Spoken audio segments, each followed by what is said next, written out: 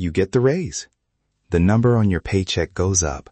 For a few days, everything feels different, lighter, like the tight feeling in your chest finally loosens. And then, somehow, without you noticing exactly when it happened, the feeling disappears. 3 months later, you're making more money than you ever have in your life, and you still feel exactly as stuck as before. Not broke, not desperate, just stuck. Like the raise never actually arrived. So here's the question nobody asks out loud. If you're earning more money, where is it actually going?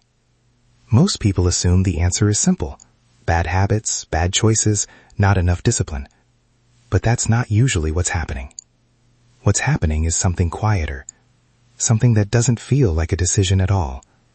Your income went up, and almost invisibly, your life expanded to meet it. Not all at once, not recklessly. One upgrade at a time. It usually starts small. A slightly nicer apartment because now you can actually afford it. A car that feels safer, newer, more like you. Takeout a little more often because after a long week, you've earned it. A few subscriptions, a streaming service, a delivery app, a membership you barely use but never cancel. None of these decisions feel dangerous in the moment. Each one on its own feels completely reasonable. But that's not actually the most dangerous part. The real problem starts when your brain stops seeing the upgrade as an upgrade and starts treating it as the baseline. There's a name for this in psychology: hedonic adaptation. It's the process by which anything that once felt exciting eventually feels ordinary. The first time you order the nicer version of something, it feels like a treat. The 10th time, it just feels like Tuesday. Your brain isn't built to permanently register comfort as comfort. It's built to normalize it, fast. So the apartment that once felt like a luxury upgrade quietly becomes just where I live. The car that once felt exciting becomes just my car. And here's the part that stings a little. You didn't become irresponsible. Your definition of normal just moved, and it took your money with it. This is where the raise trap kicks in. Picture someone living comfortably on $4,000 a month. Bills covered, a little left over, nothing extravagant. Then a raise pushes that number to $5,000. In theory, that extra $1,000 could go straight into savings, investments, freedom. But that's rarely what happens. Instead, spending quietly stretches to fill the new number. Not because the person is careless, but because living like I used to suddenly feels like a downgrade, and nobody wants to feel like they're going backward, especially after finally getting ahead. So the lifestyle grows exactly as fast as the income, which means financially, nothing actually changed.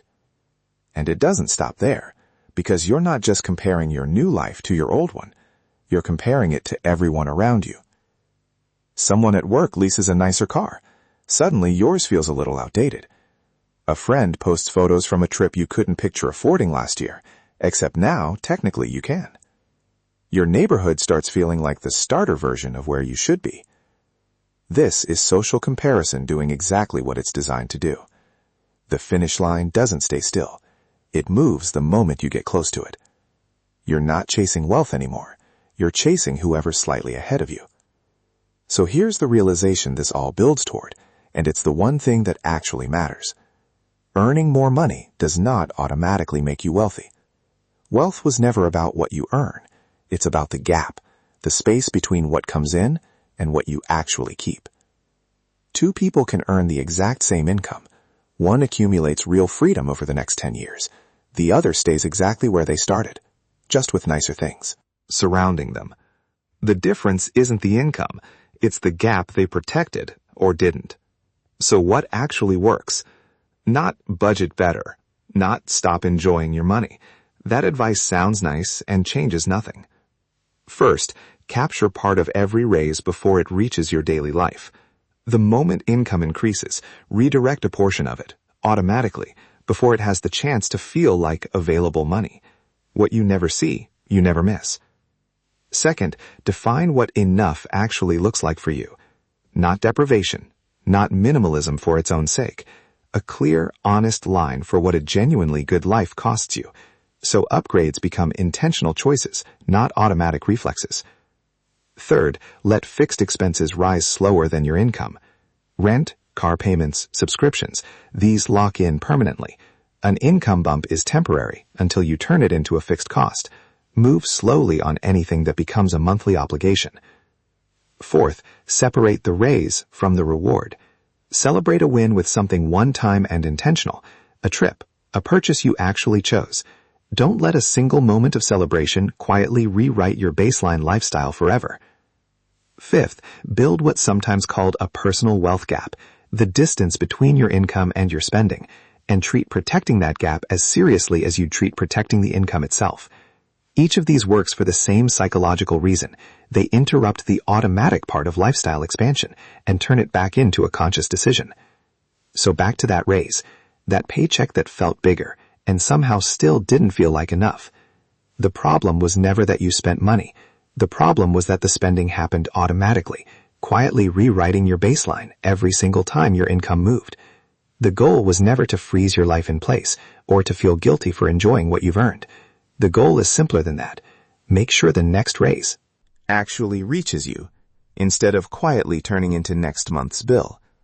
If this made you see your own spending a little differently, it's worth sitting with for a minute before your next raise arrives.